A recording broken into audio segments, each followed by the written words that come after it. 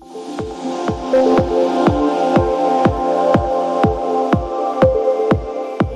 ouvintes! Começa agora mais uma edição do canal INAC. Hoje, ao vivo, na Rádio 365 e Rádio 193. É um grande prazer estar com vocês nesse mais novo programa, hoje muito bem acompanhado dos nossos melhores comentaristas.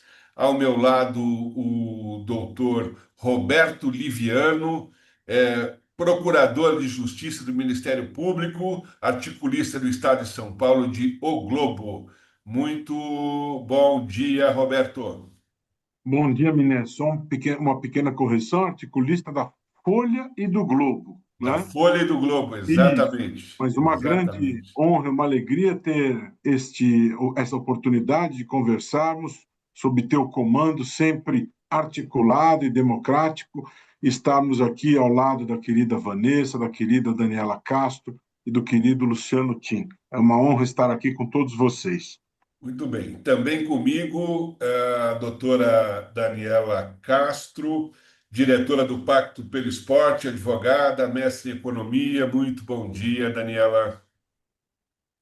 Bom dia. Prazer aqui estar na sua companhia. Também comigo a minha colega e também parceira, doutora Vanessa Viduto, advogada, previdenciarista, mestra em Direito, e também sócia do escritório de advocacia Geller e Viduto. Muito bom dia, Vanessa. Muito bem-vinda. Muito bom dia, doutor Miné, doutor Liviano, doutora Daniela, doutor Luciano. É um prazer participar do programa mais uma vez e poder trazer informações tão relevantes para os nossos ouvintes.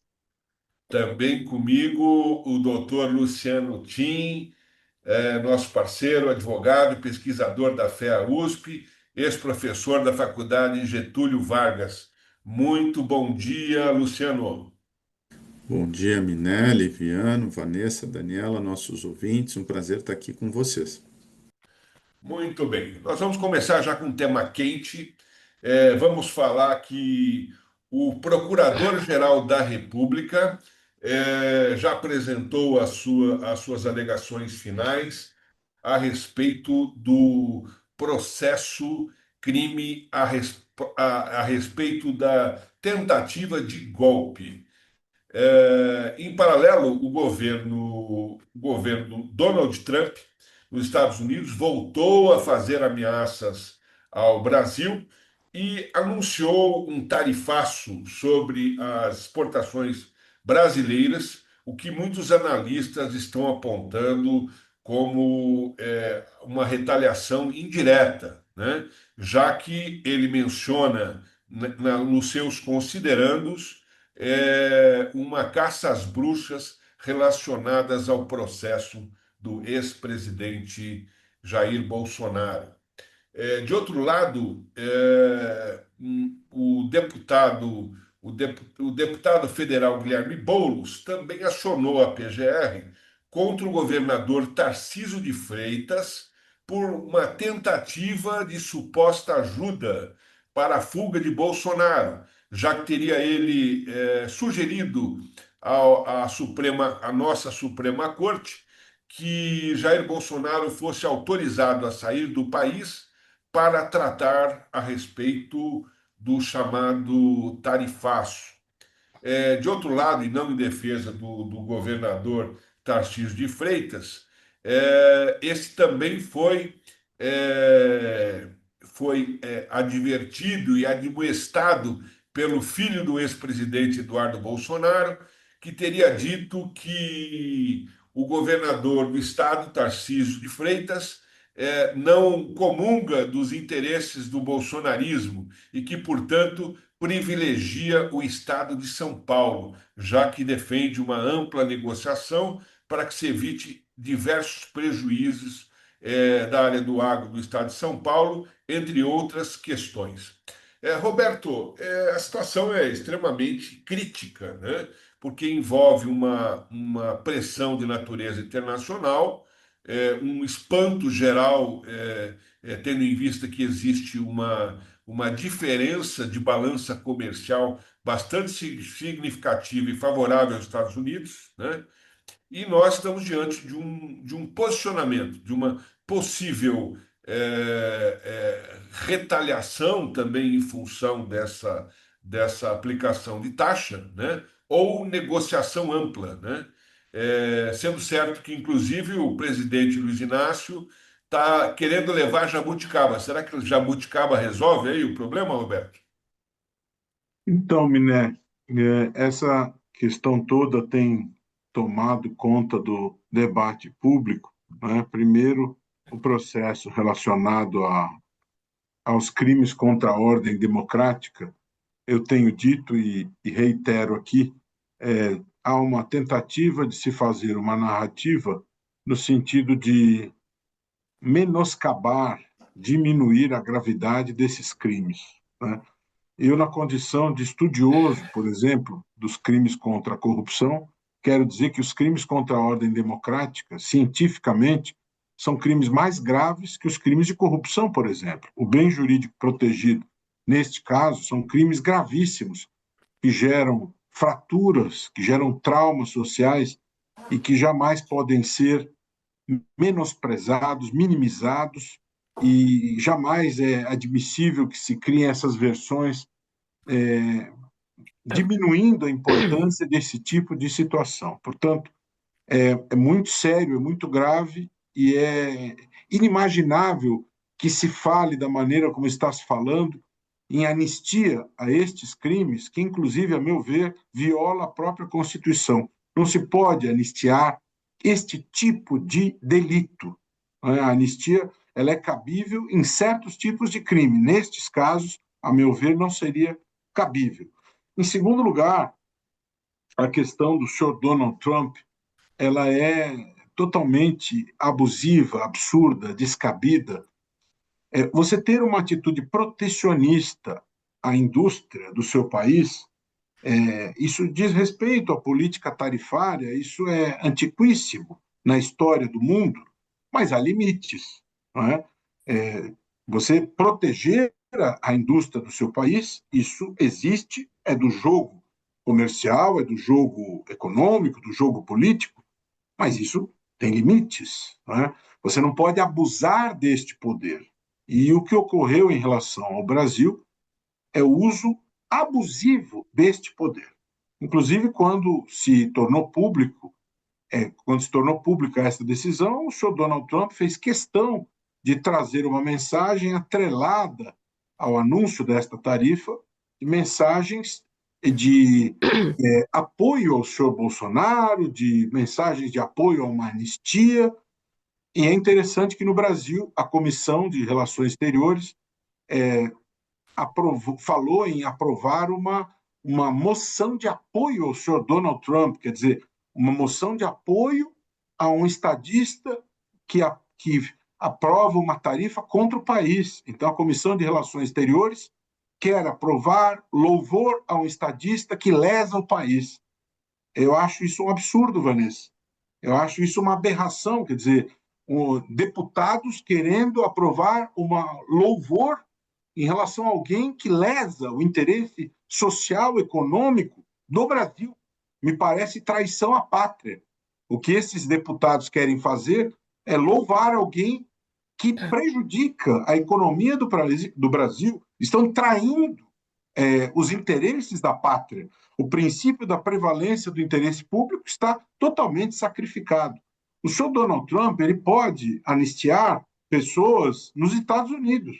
O senhor Donald Trump não tem nada a ver com a anistia no Brasil. Essa é uma matéria de competência do Estado brasileiro. Então, o senhor Donald Trump deve se preocupar com assuntos que digam respeito ao mundo estadunidense. O mundo brasileiro, quem deve cuidar é o Estado brasileiro. Então, essas questões aí são muito complicadas, mas também vejo que o governo Lula também faltou habilidade no sentido de destacar um diplomata que tenha diálogo com o governo Trump. é necessário ter diálogo no mundo diplomático, isso é imprescindível. Não adianta simplesmente falar que temos soberania, tudo bem, temos soberania, mas é necessário haver um diplomata que saiba dialogar com o governo Trump, que os Estados Unidos são um país poderosíssimo e você não pode interromper os canais de diálogo como nós estamos vivendo hoje. Isso prejudica os interesses do Brasil, e o Brasil tem problemas seríssimos. Luciano, deixa eu aproveitar e ainda dentro do mesmo tema, né, que é algo complexo, né? Eu até brinquei com o Roberto a respeito lá que o presidente Lula vai levar jabuticaba para o presidente Donald Trump, mas o assunto está se tornando mais sério, inclusive com declarações de responsáveis pela OTAN, né, dizendo que o Brasil e China e Índia estariam também estariam favorecendo a Rússia para aquisição de petróleo e, portanto, deveriam ser sim sancionados, tá? Em até mais 10% ou em taxas maiores, né, por esse auxílio. Então a questão tem uma natureza geopolítica. O que o Roberto colocou é muito próprio. Há necessidade de grandes negociações relacionadas a isso. Nós temos um setor de agro muito forte, vendas e parcerias de 200 anos com os Estados Unidos, com inclusive eventuais aumentos aí no café da manhã do americano, além de situações gravíssimas para os produtores rurais brasileiros, sejam do Nordeste, sejam aqui do Eixo Sul. Luciano, como é que sai desse imbróglio? Bom, creio que tem aí uma parcela de discussão que seja política, né? Eu não tenho essa formação em ciência política para avaliar, né? Agora, eu gosto muito de dados e assim, o que os dados estão mostrando é que, politicamente, esse alinhamento dos vários campos da direita brasileira, porque tem 50 tons de cinza aí, desde os liberais até os conservadores, até os mais extremistas, o alinhamento com o Trump deu errado, né? 70% dos brasileiros acham equivocado. Então, é importante que, saiu no Estadão hoje, essa notícia, o presidente Lula, que estava cambaleando em termos de popularidade, porque o governo realmente está parado, recuperou, então, popularidade, então parece que politicamente é um equívoco, mas isso é o que dizem aí os especialistas. Eu vou trazer um pouco aqui para o meu assado, até estava ouvindo o Liviano e tomei nota aqui de alguns pontos, quer dizer, a parte criminal eu sigo integralmente o que ele disse, também não tenho condições de avaliar, né? Minha praia aqui é direito comercial internacional, eu estudei na Inglaterra, Estados Unidos. Tem a espuma, até estava falando com um amigo que é advogado nos Estados Unidos, né? Porque, primeiro, no fundo, não tem um ato jurídico, né? Não tem uma ordem executiva, um decreto que tenha aplicado esse 50%, né? Uma carta, então já é uma coisa inusual. Então, não tem nem como entrar na justiça hoje, porque não é um ato, não é um decreto, é uma carta, né? É uma missiva em tom ameaçador. Então, mas o Trump vem sofrendo nos Estados Unidos algumas derrotas, né? Porque algumas medidas dele estão caindo no próprio Judiciário Federal americano. Então, a gente está vendo ali, digamos assim, os freios de contrapeso serem desenhados, né? Algumas derrotas na Justiça Federal. Então, creio que há espaço para, quando isso for implementado, ter uma discussão. É curioso que tem uma sociedade que chama os federalistas, né? E os federalistas criticaram muito essa política do Trump de tarifaço, e justamente porque ele não teria mandato para aumentar imposto sem passar pelo Congresso. Então, não poderia ter um fim arrecadatório. Uma discussão parecida com o IOF do Brasil, que acho que, lamentavelmente, o Supremo decidiu aqui, o ministro Alexandre, equivocadamente. Mas, se efetivado, creio que tem espaço e tem até uma ação coletiva contra esse tarifaço do Trump por sua inconstitucionalidade. Então, creio que vai ter ali uma discussão importante nos Estados Unidos, né? No Brasil, como que a gente deveria se posicionar, né? As empresas brasileiras, também tem uma matéria no Estadão, tem 5 que vão perder muito. E a que mais me preocupou foi a Embraer, né? Porque 20% da Embraer exporta para os Estados Unidos, né? E não é algo que seja facilmente, você não consegue vender avião, não. Então, vou fazer o seguinte, eu vou me reposicionar e vender 20 aviões para, não sei, que a China, né, esteja, que acho que joga um jogo, né, no sentido de ter dos jogos do comércio internacional bem jogado, né, bem profissional, estratégico, e talvez a China veja como uma oportunidade de comprar esses aviões, né, porque o que não falta lá é população. Também as empresas de celulose, né? Acho que a Suzano, uma das que seriam mais afetadas, não sei o quanto se consegue reposicionar. E aí, dizer, como o comércio internacional está se reorganizando, a gente não sabe para onde vai, o próprio Estados Unidos boicota a OMC, que seria o grande órgão, né, de disputas do comércio internacional, a gente não sabe o que essa desglobalização, entre aspas, vai provocar, né? E nesse cenário de, entre aspas, desglobalização, a Europa está virando cada vez mais protecionista e tem um ato que fere muito o interesse do agro brasileiro sobre rastreamento, né, de propriedades e para exportar para a Europa vai ficar cada vez mais difícil. Os Estados Unidos tomam essas medidas também protecionistas, só que o Brasil já é muito protecionista. Então, realmente estamos vivendo, e aqui eu acho que o debate a gente vai poder aprofundar, essa reconfiguração aí do comércio internacional, como é que o Brasil se coloca aí. As falas, como bem disse, e já me caminho aqui para esse encerramento, né? Estava ouvindo a coluna do Andreasa no Estadão, né? Ele dizendo que estava tentando separar a espuma ideológica dos fatos, né? Como é que nós vamos, o quanto a gente vai atribuir as falas e alinhamentos ao BRIC, essa reação da Europa e Estados Unidos que você mencionou aí, a OTAN, né? Quer dizer, Europa, eu tenho conversado com eu vi uma entrevista no New York Times do presidente da NATO, né, da OTAN, dizendo que todos os países europeus vão aumentar seu armamento, né? E eles estão todos assumindo o compromisso de gasto de 5% do orçamento. Eu levei um susto demais, né? Porque se a Europa vai se rearmar com desglobalização, daqui a pouco o que chamou Fukuyama do fim da história não é nada mais do que um capítulo, né?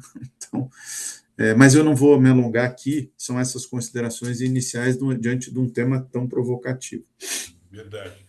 Eu vou aproveitar agora os conhecimentos da Daniela, que além de nossa colega advogada, também é economista, e pode conseguir ter uma análise diferente sobre esses impactos econômicos, não só na economia internacional, como na economia nacional, né? No que diz respeito, eu fiz algumas afirmações aqui, informando que o café vai ficar mais caro nos Estados Unidos, o suco de laranja vai ficar mais caro nos Estados Unidos, e até a manga, né? O desespero de quem produziu manga planejado aí por 6 meses e está na hora de entregar e existe a possibilidade de não conseguir escoar essa produção, né? Isso é muito sério e muito grave, né? É, esse tipo de questão que envolve natureza econômica, né? Antigamente nós tínhamos uma OIC fortalecida. Hoje a OIC ela está enfraquecida, né? Nós não temos foros globais para discutir isso, né? Como é que vai ser essa negociação? O Roberto bem falou que há necessidade de bons negociadores a respeito disso. Queria que você comentasse sobre esse aspecto. Obrigada, Francisco. Bom, Roberto, Vanessa, Luciano, É um prazer já começar com essa discussão que a gente vem tratando em outros episódios, né, em outros encontros, sobre questões estruturais que estão acontecendo no mundo, né? Vou dar um passo antes, Francisco, para falar um pouco o que o Roberto comentou, mas eu acho que basicamente o que vai fazer essa questão com o Bolsonaro virar é a questão econômica, né? Na minha formação, eu sempre falo, eu fiz direito e depois eu fiz economia, e na economia eu entendi por que que as leis são assim, né? Eu acho que tem uma questão econômica por trás que eu acho que impulsiona, não só ela, né, mas impulsiona muito mudanças na legislação, né, ou ações aí na área do direito. Primeiro, eu acho que o que está acontecendo com a questão do Bolsonaro e Trump é algo muito maior que a gente deveria prestar atenção, né? Temos aí não só uma, uma, uma entrada em questões nacionais, mas uma completa falha e ruptura com mecanismos que a gente estava tão acostumado a navegar, né? Que são as regras do jogo, né? O direito internacional. Nós estamos, eu acho que tem uma mexida mundial geopolítica, né? Acho que o Luciano trouxe essa mexida geopolítica, mas também uma mexida em como fazer a política, né? Em como os jogos estão sendo jogados. Então, na questão do Trump, você não tem um ato jurídico, como bem lembrou o Luciano. É, Ele também tem feito ações e depois ele volta atrás. Também o Trump tem isso, né? Nada impede que daqui a pouco ele volte atrás nesse anúncio, até por isso não tem um ato jurídico. É, Você tem uma ameaça ao país de uma forma, digamos, é como se a gente tivesse sendo governado no mundo pela lógica das redes sociais, né? Então, você tem a ameaça, você tem uma opinião, você tem o Trump querendo fazer uma interferência aqui no país via, via uma ameaça, né, simplesmente. Só que essa questão, talvez, eu estava em Brasília nesses 2 dias, nesse momento de aprovação, a gente tem outros temas, né, PLs que foram aprovados, e a questão é que a análise é que essa ação, né, do Bolsonaro e Trump pode se voltar rapidamente contra o próprio Bolsonaro. Por quê? Aí, no que você falou no começo, porque mexeu em questões econômicas, né? Então, você tem aí um jogo de palavras que eu acho que pode rapidamente o Trump voltar atrás, mas que pode se voltar contra o Bolsonaro rapidamente, né? Então, por quê? Porque ele mexeu com questões econômicas, interesses econômicos do país. Então, para se livrar de uma condenação, ele, como o Liviano falou, traiu a pátria, né? Então, acho que tem aqui uma questão política interessante acontecendo do ponto de vista interno, é, o tiro saiu pela culatra, talvez, né? Ao mesmo tempo, a gente fica embasbacado com o nível que a gente chegou de ruptura legal, de ruptura das relações internacionais, é tudo via rede social, é uma ameaça. Então, parece que a gente está sendo governado por pessoas que têm 5 anos de idade, né? Então, e a gente que está no direito, né? A gente fica acompanhando, e às vezes a gente fica meio incrédulo, sinceramente, né? E aí que é importante a gente, em discussões como essas, e a gente confiar um pouco no que a gente tem, que e fazer andar a condenação, é o que está acontecendo agora por conta disso, é seguir o nosso ordenamento jurídico, é reforçar isso internamente. Eu acho que o tiro saiu pela culatra não só pela questão econômica, mas eu acho que vai prejudicar aí o próprio Bolsonaro na questão da condenação, e a gente tem que seguir em frente com isso. Em termos macroeconômicos, a gente está vendo um reposicionamento, além de tudo isso estar acontecendo com o Trump e com outros líderes mundiais, como Putin e outros que têm a própria Israel e o Irã, essa ruptura da ordem, né? Dos acordos que foram feitos, então a gente já está com os líderes nas suas casas também tendo ações muito disruptivas, a gente tem uma questão geopolítica que está mudando. Não sei se a Europa não está no seu caminho de falar, bom, está todo mundo em guerra aqui do meu lado. Os Estados Unidos retirou o apoio, né? Eu vou me armar. Então, a gente está num momento que é muito difícil, a gente está assistindo. Então, eu acho que a questão geopolítica está dada e até ela é fácil de ler. Eu acho que a questão política é que está mais difícil de ler. A gente está num terreno muito de areia movediça. Ninguém está seguindo as regras, não importa o que está escrito, não importa os acordos que a gente fez, eu vou mudar as regras do jogo. Eu estou muito mais, apesar da economia sempre me atrair, mas eu acho que essa questão institucional é a que está me chamando mais atenção, no momento.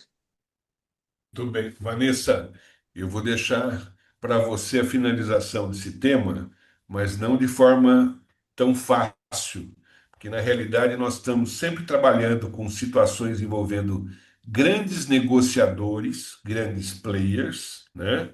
De um lado, um hábil negociador. Donald Trump é um hábil negociador, um hábil jogador, né? E de outro lado, Luiz Inácio Lula da Silva, cuja habilidade na negociação também é inegável, né? São situações de grandes negociações e situações subliminares que estão por trás. O que pode estar por trás disso, né? De um lado, nós tivemos declarações esta semana de Donald Trump que Bolsonaro não é seu amigo, tá? Que ele apenas o conhece, que acha injusto, mas amigo ele não é, tá certo? De outro lado, existem alguns interesses que são interesses diretos, que envolvem a questão do dólar, o dólar está caindo, a soja na Bolsa de Chicago está caindo, e a soja aqui no Brasil ela se mantém ativa porque a China tem comprado. Então nós temos várias situações envolvendo interesses, né? Interesses no que diz respeito a protagonismo e uma grande negociação a ser realizada. Como é que vai acontecer toda essa negociação? Como é que você acha que esses grandes negociadores vão chegar? Será que isso vai virar uma grande pizza? Ou, eventualmente, tudo isso é marketing político? Eu concordo plenamente com você, Mené, quando você diz que há muito mais por trás dessas ameaças do Trump e dessa condição que ele traz aí para o nosso país, dessa sobretaxa absurda de, digamos assim, aliviar para o Bolsonaro, né, dar anistia para o Bolsonaro. Será que realmente o Trump está preocupado com o Bolsonaro? Será que é essa a motivação dele? Ele assumiu esse segundo mandato com esse modus operandi ameaçador, blefador, né? Ele já começou distribuindo sobretaxas, não só óbvio, para o Brasil e agora, mas para a Europa toda. A Europa toda está se movimentando em relação a todas as ameaças que ele vem fazendo, e algumas já implantando, e outras não, e outras voltando atrás. E isso aconteceu, coincidentemente, quando o Brasil estava numa reunião importante aqui do BRICS, onde se discutia a criação de uma outra moeda, uma moeda alternativa que enfraqueceria o dólar. Então, eu realmente me pergunto, assim como você colocou aqui, se de fato essa ameaça que está por trás é a preocupação com a liberdade do Bolsonaro. E voltando aqui um pouquinho para a questão do Bolsonaro, quem é inocente não pede anistia, pede absolvição e prova a sua inocência num devido processo legal. E não há dúvida nenhuma aqui que o Bolsonaro está sendo processado pela PGR e todos os trâmites, todos os princípios do devido processo legal estão sendo amplamente respeitados E ele não me pareceu, quando ele foi interrogado pelo ministro Alexandre de Moraes, ele não me pareceu se sentir um perseguido político. Até pelo tom jocoso dele, quem se sente perseguido politicamente, injustiçado, não adota aquela postura que ele adotou, né? Uma postura jocosa, fez piada com o ministro, convidou para ser vice-presidente. Então, em primeiro lugar, eu acho importantíssimo as colocações do doutor Roberto Liviano, que, em hipótese alguma, se pode minimizar a gravidade dos atos de 8 de janeiro, gravíssimos atos atentatórios contra a democracia. A gente não pode esquecer que existe um plano para assassinar presidente, vice-presidente, ministro do Supremo Tribunal Federal. Penso que essa acusação da Procuradoria-Geral da República é sólida, é bem estruturada, os crimes são graves e acredito que o STF vai manter a neutralidade e vai aplicar a legislação nessa sentença que está por vir. Agora, é claro que, uma vez proferida essa sentença, e ela sendo condenatória, o país vai enfrentar turbulência, não há qualquer dúvida sobre isso. A gente vive um momento aí de muita polarização, a gente tem uma parcela importante da população que acredita que, de fato, o Bolsonaro é um perseguido político, né, que acha que o Supremo Tribunal Federal trabalha para perseguir um grupo, não enxerga o devido processo legal acontecendo, enfim. Então, a gente vai enfrentar bastante turbulências aí pela frente. Agora, levando isso para o campo internacional, que a gente está com perplexidade, como a doutora Daniela trouxe aqui, assistindo às ameaças, né, que o nosso país está sofrendo por parte do Donald Trump. Eu não acredito, sinceramente, que isso está exclusivamente relacionado à situação do Bolsonaro e ao processo do Bolsonaro. Eu acho que há interesses econômicos muito maiores por trás disso. Acho que o Trump é um grande blefador, um grande negociador, um pouco translocado na minha maneira de enxergar, bem maluco, tá? Falando português claro aqui. Mas ele acaba conseguindo o que ele quer e ele causou aí um alvoroço, uma reestruturação, uma movimentação no mundo todo. Agora, também é uma boa oportunidade para que o comércio exterior se reorganize, né, e reduza a dependência dos Estados Unidos, porque há tantas outras formas de outros países para absorver os produtos que não só o nosso país, como a Europa exporta para os Estados Unidos.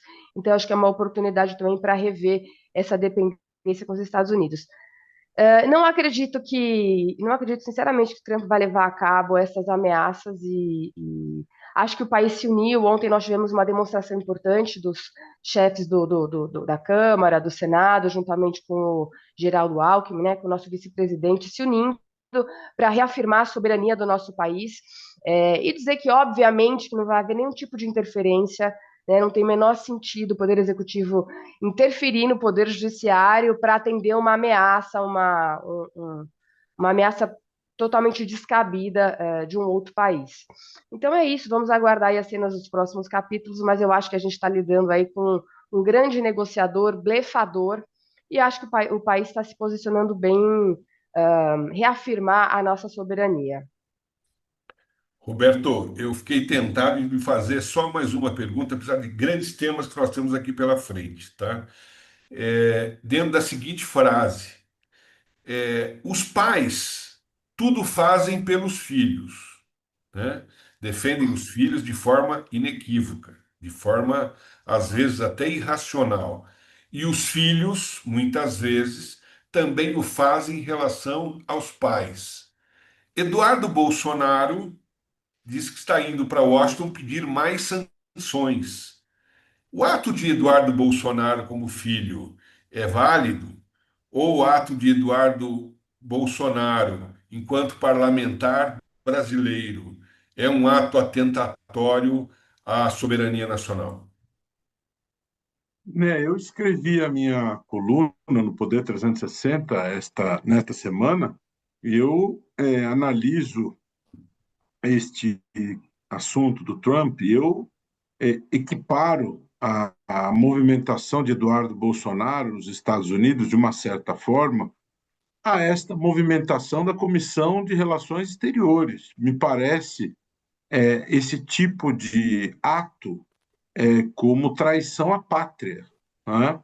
Trabalhar um parlamentar que foi eleito pelo povo com o compromisso de atuar em nome do povo, pelo povo e para o povo brasileiro, num país estrangeiro, para que o governante deste país institua tarifas abusivas que vão prejudicar a economia do Brasil, me parece que esse tipo de comportamento é um comportamento que caracteriza traição ao povo brasileiro, aos interesses do país.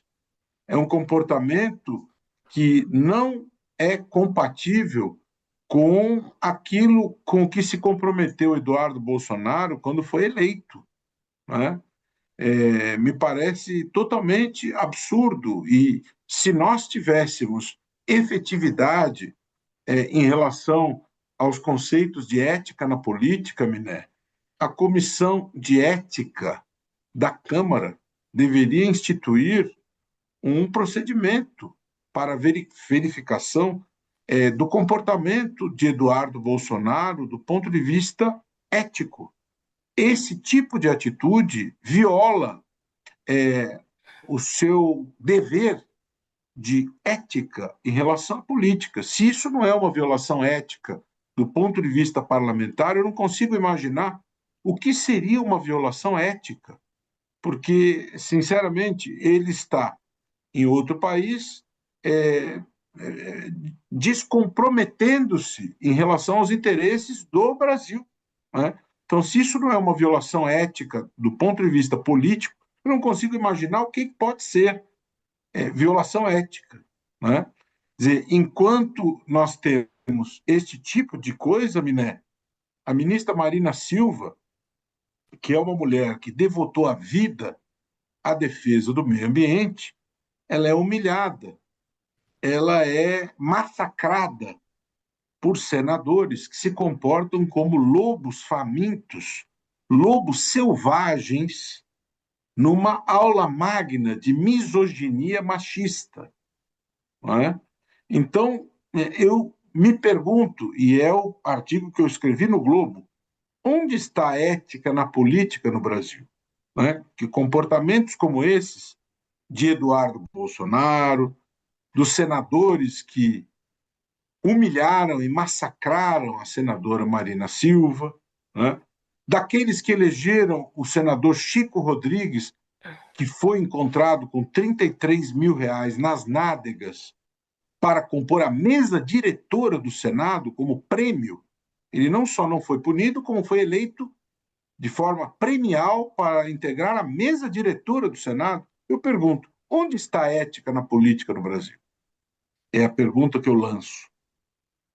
Verdade. Mudando um pouquinho de tema, eu sei que esse tema nós vamos repercutir ele por muito tempo ainda. Vanessa, nós temos 3 episódios de questões de natureza previdenciária que expõem fragilidades do sistema, tá? E prejudicam os mais vulneráveis, né? No que diz respeito tanto ao combate à corrupção, como também a prevenção de fraudes. Nós tivemos 3 situações bastante complexas, tá? Uma no que diz respeito ao chamado desconto indevido, né? Desconto indevido realizado por associações, tá? Outra situação envolvendo decisões respectivas de gênero, né? Como precedente para pagamento por parte de uma idosa, né? Do chamado auxílio por incapacidade temporária, e mais um mega escândalo que está sendo propalado pela oposição e que está sendo investigado pelo governo federal, que é a questão das chamadas indenizações, né, aos pescadores que não são pescadores e que estão sendo cadastrados aos milhares, chegando até a milhão, né? com fraudes que não se sabe que tipo de controle existe em relação a essa questão. Será que nós não temos que aperfeiçoar esse controle e esse combate à corrupção no âmbito da Previdência, para que amanhã depois a gente não tenha que fazer uma nova reforma de Previdência, porque nós não sabemos cuidar do nosso próprio dinheiro? Sem dúvida, Miné, esses dois episódios em especial, as fraudes dos descontos indevidos e também o pagamento de um benefício chamado seguro defeso para pescadores cadastrados, que superam o número de moradores das cidades, né, até do próprio estado, com desperdício aí bilionário de dinheiro público, sem dúvida alguma mostra para nós como não há fiscalização eficaz, como o sistema ainda é falho e como o dinheiro é empregado de forma indevida e não vai para quem realmente necessita. E aqui especificamente falando do INSS, né, a gente vem acompanhando aí desde março a descoberta dessa fraude absurda dos descontos que os aposentados e pensionistas sofreram, pagando mensalmente descontos destinados a associações e sindicatos, muitas vezes fantasmas, criados exclusivamente para fraudar e para amealhar valores indevidos, sem a autorização dos aposentados e pensionistas, que sequer sabiam, muitos deles nem não sabem que estão pagando aí há anos um desconto indevido no seu benefício alimentar. Em relação a isso, eu acho importante a gente comentar aqui a situação atual. O governo, depois de, a meu ver, muita demora, tá? Com muita demora, homologou um acordo no Supremo Tribunal Federal com a participação do Ministério Público Federal, da Advocacia Geral da União, do INSS, um acordo em que eles comprometem a ressarcir as vítimas desses descontos indevidos. E desde o dia 11 de julho, as pessoas que contestaram, e essa contestação, como é que ela pode ser feita? Ela ainda pode ser feita. Essa contestação ela pode ser feita através do aplicativo do Meu INSS, que o segurado, o beneficiário, ele loga ali com o seu CPF, com a sua senha Gov, ou também através das agências do Correio, que estão atendendo presencialmente as pessoas que não querem utilizar o sistema informatizado ou sequer têm acesso ao sistema informatizado. Então, as agências do Correio também estão preparadas para atender presencialmente essas pessoas. Então, essas pessoas que contestarem e ainda podem contestar até 14 de novembro, essas contestações elas foram abertas para que as associações e os sindicatos então comprovassem que esses descontos foram autorizados. Quando as associações e os sindicatos não apresentaram qualquer tipo de resposta, essas pessoas então têm direito à adesão, a aderirem a um acordo para receberem a partir do dia 24 de julho, ou seja, dia 24 de julho, começa o primeiro lote de pagamento de 100 mil pessoas que vão receber de volta esse dinheiro corrigido pelo IPCA. O beneficiário que contestou e está exatamente nessa situação, uma contestação sem a resposta do sindicato, sem a resposta da associação, já pode verificar no aplicativo quanto ele tem para receber a título de ressarcimento. E a crítica que se faz a esse acordo, não só pela demora com que ele foi implantado, o fato de que esse acordo ele obriga as pessoas a renunciarem aos seus processos em juízo. Esse acordo ele implicou na suspensão de todos os processos que já estavam tramitando. Então, as pessoas que se socorreram do Poder Judiciário, que ajuizaram a ação, que estão pedindo a devolução em dobro dos valores descontados indevidamente com base na legislação, que estão pedindo dano moral porque tiveram seu benefício alimentar suprimido, prejudicado, esses processos foram suspensos. Então, isso é uma forma de você coagir as pessoas a aceitarem este acordo do governo que vem exclusivamente com correção monetária a partir do dia 24. Não quer dizer que a pessoa vai receber no dia 24. Eles vão pagar em lotes de 100 mil pessoas por dia. Lembrando que o primeiro dado divulgado pelo INSS eram de 9 milhões de pessoas que sofreram descontos nos seus benefícios. O que é importante também a gente lembrar aqui? Tem um grupo que o governo vai automaticamente promover as contestações, que é um grupo que o governo considera como mais vulnerável, que são as pessoas de 80 anos a mais, os indígenas e os quilombolas. Quem se encontra nessa situação, o próprio governo vai fazer a contestação e, não havendo resposta, então essa pessoa está habilitada a receber o ressarcimento.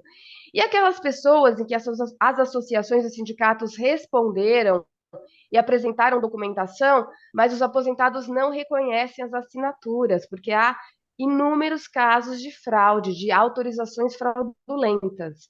Essas pessoas estão ali num limbo, não se sabe o que vai acontecer com elas, né? Então o governo diz que quem não reconhece as assinaturas, quem não reconhece as autorizações que foram apresentadas pelas associações e sindicatos, vão poder novamente contestar, e se elas não receberem em 5 dias o ressarcimento, elas vão ser encaminhadas para a Defensoria Pública da União.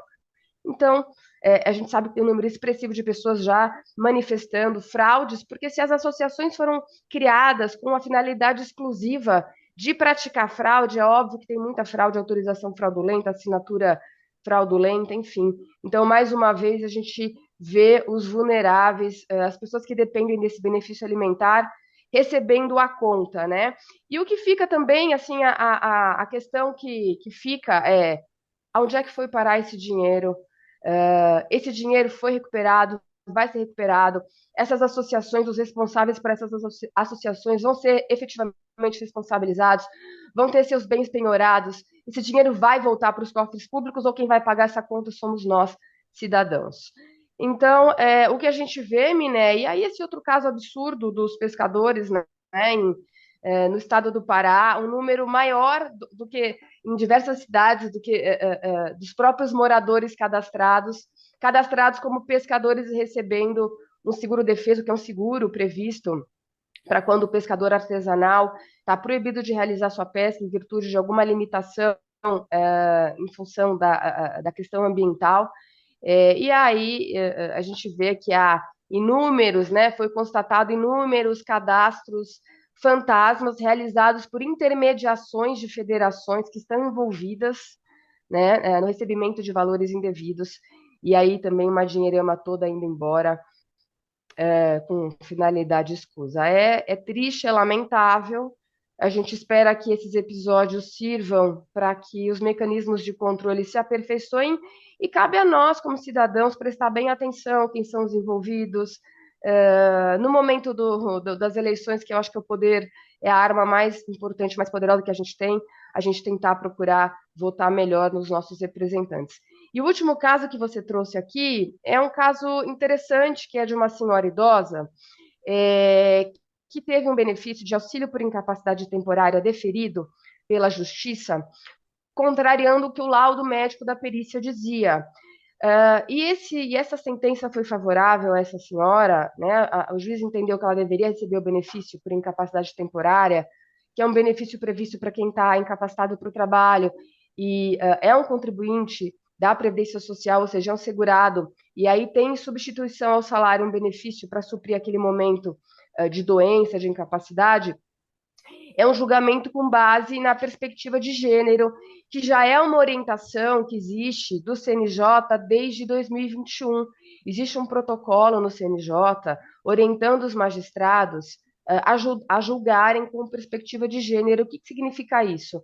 É uma orientação geral para que questões como gênero, orientação sexual, idade sejam vistas também, sejam observadas, e não só o juiz fique atrelado, como nesse caso aqui, ao laudo pericial. Então, o juiz, utilizando esse protocolo, inclusive do CNJ, e aí eu acho que é uma decisão que a gente tem que festejar, tem que comemorar, uma decisão que observou todos os aspectos objetivos do caso, também subjetivos dessa senhora, que era uma segurada da Previdência Social. Então, muito embora o laudo da perícia dela tenha entendido que ela estava doente por uma determinada atividade, não estava doente por uma determinada atividade, mas havia indícios de que ela não estava capacitada para outras atividades, a perspectiva de gênero foi o que norteou esse magistrado, a idade dela, a dificuldade de reinserção no mercado de trabalho, e acabou, então, por conceder o benefício por incapacidade temporária. Eu acho que isso aqui é um avanço no judiciário, é o judiciário com um olhar mais sensível, olhando para a sociedade como um todo, e não ali só atrelado exclusivamente à letra da lei. Então, esse aqui é um aspecto bastante positivo que a gente tem que comemorar. Muito bem. Daniela, agora eu vou fazer uma pergunta para você. Eu sei que você esteve em Brasília acompanhando votações, né? E nesta madrugada nós tivemos uma surpresinha, né? Nós tivemos a aprovação do chamado na calada da noite, né? Da chamada do projeto de lei que flexibilizou o licenciamento ambiental, né? E aí eu faço a seguinte indagação. Nós tivemos é, uma votação expressiva, 267 votos a 116 votos pela aprovação, né? Nessa legislação, nós tivemos uma flexibilização criando 5 formas de licenciamento, né? Sendo que a maioria delas por autodeclaração, né? E essa autodeclaração, ela, de um lado, ela facilita, né, a aprovação desses respectivos projetos. De outro lado, ela pode, se não bem fiscalizada, né, ela pode gerar impactos absurdos para o meio ambiente, né? Então, nós temos, de um lado, uma bancada expressiva de oposição votando favoravelmente, com um voto da situação do próprio Partido dos Trabalhadores, o deputado federal Arlindo Chinaglia, né, que votou favorável a essa decisão. Mas eu gostaria que você repercutisse os riscos a respeito dessa assodada aprovação e se isso pode ser objeto de veto por parte do presidente da República e queda de veto pelo Congresso novamente. Essa foi a surpresa, né, da, de Brasília, né, essa semana, né, já era algo que vinha sendo discutido, né, e chamado PL da devastação, né, como é conhecido esse PL, e foi aprovada na calada da noite, né. Tem algumas questões ali que são complicadas e que abrem, falam muito da licença ambiental especial, né, que é uma das formas de que esse projeto, uma licença seja dada em tempo mais curto, sem análise, mesmo que tenha risco, né, risco de ambiental, né, enfim. Então, é um PL que é muito danoso. Eu acho que o governo tem que vetar, né? Acho que essa é mas é muita a chance de que o Congresso nesse tema caia, derrube o veto, eu acredito ser grande. Né? A gente tem ali um Congresso que está desafiando, né? Principalmente nessa questão ambiental, eles estão bem organizados. Né? Há realmente um planejamento, porque no caso eu acompanhei bem o caso, a legislação ambiental desde o Bolsonaro até agora. O que eles fizeram na época do Bolsonaro foi, pelo infralegal, né, desarticular as políticas públicas, né, de fiscalização. Então, essa foi o que se falava passar a boiada. Isso foi feito pelo executivo. Com a entrada da Marina, a Marina recuperou algumas políticas públicas. Então, por exemplo, áreas não destinadas, né, que são a forma onde a terra é da União, mas não foram destinadas. Não é nem reserva indígena, não é nem APA, não está na reforma agrária, não, né, não tem dono. Essas áreas é onde havia o maior índice de desmatamento. Então, no governo Bolsonaro, essa área que cuidava desse patrimônio foi desarticulada, não foi tanto porque ela estava no Ministério da Economia, mas foi assim que se desarticulou. A Marina retomou, né? Então, uma das coisas do do cadastro, por exemplo, que ele é autodeclaratório, mas ele tem que ser, né, tem que haver uma fiscalização depois disso. Então, a Marina retomou as políticas públicas. O que o Congresso e a bancada entenderam então vamos aprovar a legislação, né, para a gente, em bloco, para a gente poder ter uma força maior, né, via lei. Então, esse é o embate, e eu acho que o Congresso está entrando para ganhar, né? Não acho que acho que o governo tem que votar, porque esse é um compromisso importante do governo, né? E a gente falou aqui do ataque que foi feito à Marina, não foi de graça, né? Isso foi bem articulado mesmo, há uma bancada forte que quer fazer frente ao que a Marina vem fazendo, né? E não estou dizendo que é excelente, mas é retomar políticas públicas. O que estava fazendo o desmatamento crescer foi a desarticulação, não é lei, né? Era a implementação. Eles desarticularam a implementação, que é a fiscalização, que é o cadastro de registro da propriedade rural, o número de agentes no IBAMA. Então, é isso que a Marina estava recompondo. Então, a minha análise é que a situação do governo está bem difícil. Ontem teve uma discussão do Jacques Wagner sobre com um senador do PL, se não me engano, falando da interferência, no caso do IOF do Supremo Tribunal Federal, né? E Jacques Wagner lembrou bem que, na verdade, não é uma interferência. O Supremo foi chamado para arbitrar numa questão, né? Ele tem que se manifestar. Então, esse é a composição ali. Nós estamos com os três poderes, é, alguns sendo chamados, outros, né, para fazer uma intervenção, porque governo e Congresso Nacional, e no tema ambiental, seguramente é o tema em que não há acordo e que há realmente uma estratégia do Congresso de ganhar. Então, essa é a minha visão, né, de que vai caber sim ao governo vetar e provavelmente o Congresso cassar o veto. Perfeito. Roberto, por que lei da devastação? Isso, meteoricamente, se você puder responder ao impacto dessa aprovação. A devastação porque está sendo afrouxado o procedimento de licenciamento ambiental. Isso significa que o meio ambiente fica totalmente desprotegido. Usa-se o falso argumento de desburocratizar, mas isso é mentira, né? O que está se fazendo é desprotegendo-se o meio ambiente.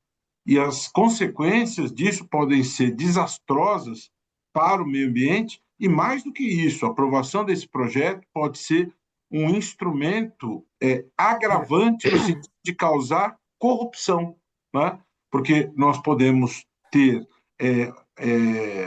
a falta de transparência, a concentração de poder, e isso pode ser um fator de grave geração de corrupção. Ou seja, o Congresso decide as matérias de costas para a sociedade, de costas para o interesse público. Agora, eu queria fazer uma observação que me parece relevante. A margem de aprovação, Miné, foi bastante estreita. O projeto não foi aprovado por larga margem. Foram pouquíssimos votos, tá, de diferença. Se o presidente Lula se posicionar no sentido de vetar este projeto, para que haja a derrubada do veto, é necessário um quórum alto. Eu não sei se o Congresso reunirá este quórum alto, porque o preço político desta derrubada, o preço político social disso será alto. Eu tenho certeza que a sociedade civil gritará contra a aprovação deste projeto, e eu acredito e espero que o presidente Lula vete este projeto, ou seja, ainda temos esperança de que esta devastação não prospere, porque é um absurdo retrocesso de décadas na proteção do meio ambiente e no agravamento, inclusive, da corrupção no âmbito ambiental. É um total desastre do ponto de vista do interesse público na proteção do meio ambiente e na proteção da vida. é um absurdo o que ocorreu na calada da noite em relação ao licenciamento ambiental. Roberto, só uma observação: foram 267 votos a 116. Na realidade, esse estreito número de votos no que diz respeito ao chamado voto qualificado, mas na realidade foi expressivo aí a votação chamada favorável ao projeto, né?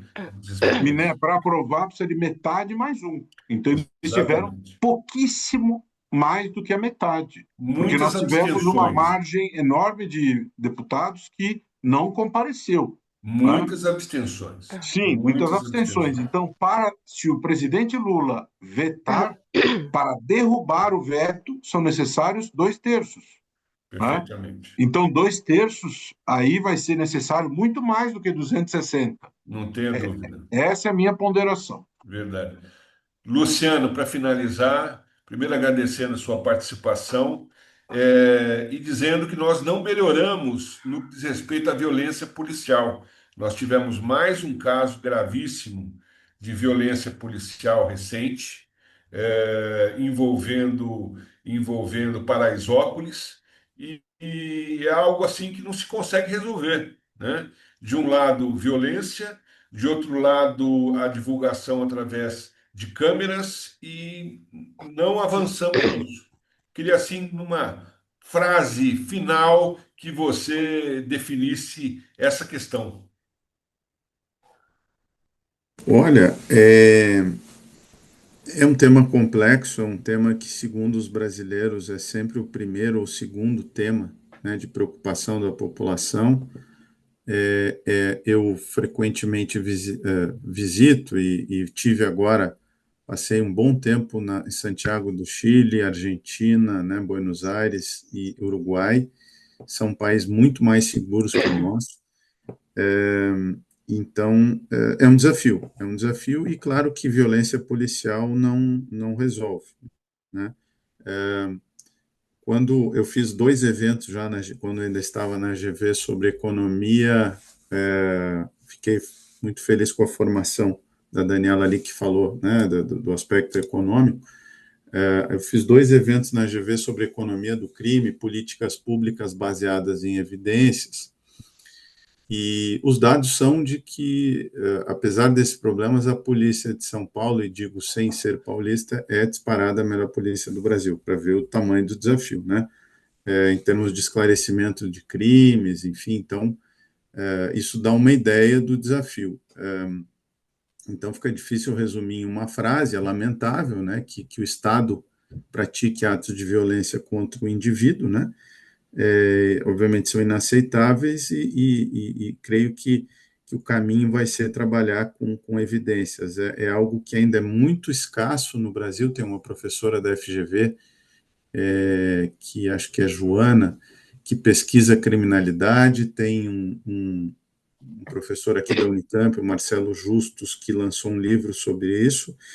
Enquanto isso, enquanto o Estado é desorganizado no Brasil, o crime é organizado, né? Então, esse crime organizado está cada vez mais presente e a percepção, também a gente tem que separar os dados, né, da percepção, mas a percepção de que a situação recrudesceu em São Paulo. Então, de fato, o desafio é grande.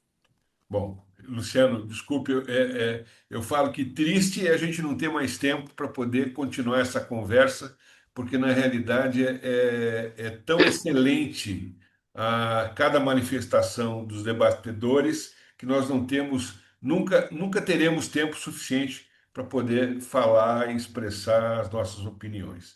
Eu quero agradecer ao Luciano Tim, à minha colega Vanessa Viduto, a Daniela Castro e ao Roberto, que é o nosso presidente do INAC e que muito nos auxilia. Faço o convite para os nossos ouvintes, internautas, e os nossos ouvintes da Rádio 365, da Rádio 93, que nos acompanhem e sigam o nosso canal INAC no YouTube É um grande prazer e até a próxima quinta-feira. Um grande abraço.